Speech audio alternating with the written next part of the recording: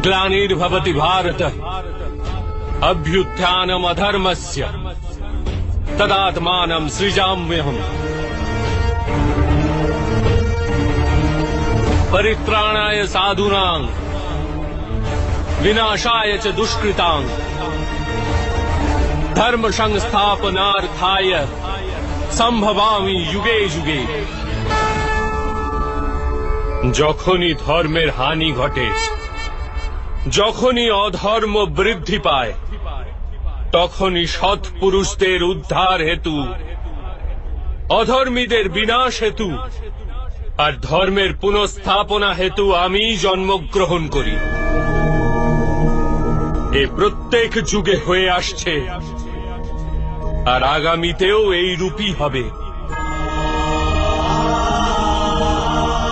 আমি অবিনশ্বর পরমাত্মা।